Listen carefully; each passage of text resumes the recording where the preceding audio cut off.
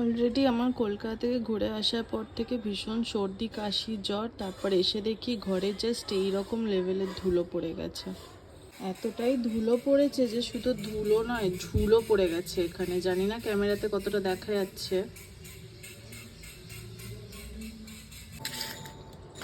এখনই কিছু বেসিক জিনিসপত্র একটু অর্ডার করলাম।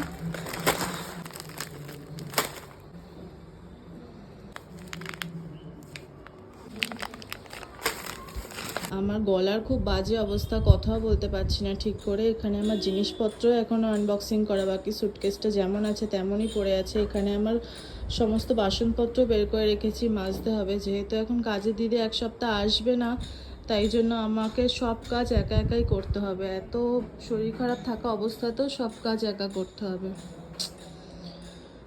খুবই বাজে অবস্থা আমার রুমটার।